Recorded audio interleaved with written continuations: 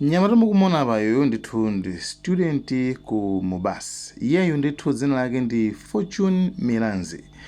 Komano chapangitsa kuti mpakana Dennis Mahata afike poyankhula kuti ndibwera komweko ndidzatenge 30 million kwacha, 30 million Malawi kwacha. Chapangitsa chimenecho nchani? Connection ili bwanji ndi nyamata ameneyo. Nyamata ameneyo ndithu anali bwinobwino ngati mmene tilili ino ndi ine. Komano nyamatayo anazipeza kuti ali ndi vuto, akudwala kwambiri, akufunikirira bone marrow transplant. Zikufunikirira kuti zonse zikonzedwe pafunikirira 30 million Malawi kwacha. Nyamatayo ndithu ali mulopya ndithu sakupeza bwino.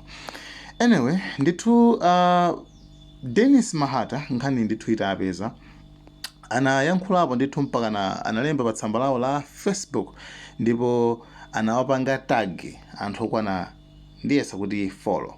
1 anapanga tag a president a dziko lino Dr. Lazarus Chakwera. Number 2 anapanga tag a Richard Chimwendo Banda, komanso apanga tag a Moses Kunkuyo. Ndiyeno anthu onsewa apanga tag awauza kuti inuyo musonkhe ndalama imeneyi ipezeke, kamboti nga ndalama ya kampeni palibe vuto, koma ndalama imeneyi ipezeke kuti mpakana munthu ameneyu athandizike. Kodi analakwa kukhala basi munthu wamba? Ndipo anawauza kuti ndakupasani 5 days ndalama imeneyi ipezeke.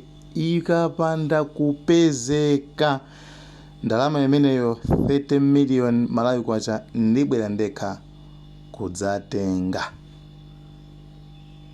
Amenewo ndi mawu a Dennis Thatwe Khanga Mahata. Ndipo anayankhulanso kumbali ya anthu amene akuphunzira ku Mubasi kuti inuyonso pena pake simungapangeko umodzi nkupanga pressurize kupanikiza bomali kuti yayi tapanganiko ni kanthu kuti munthu uyu athandizike. Munthu uyu ali mululu owopsa.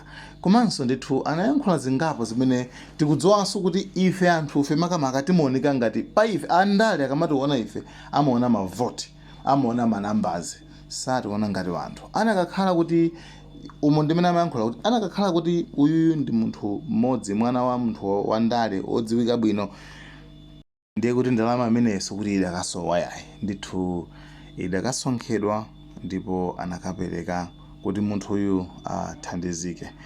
Kotero inenso nditaonanso uthenga uso ndikhudza kwambiri, choncho ndinayesetsa kuti at least mwina uthenga uso tufikitse patali.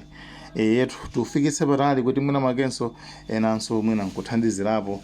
Choncho ma details ndayika apawa, palibe connection iliyonse ndi Malawian Cameras. Ife tangomatula ma details yo ndikuyika apapo. Kamene mungathandizeko sukuti kafika soka ife koma kakupita straight kwa anu ake. Guys, thank you so much. Uthenga utagawana nufika patali kuti munthu uyu athandizike. Lero ndi ameneyu, mawa ndi ine ndi ino. Tidzafunanso kuti ena ake ndithu atithandizire, atipangire posti.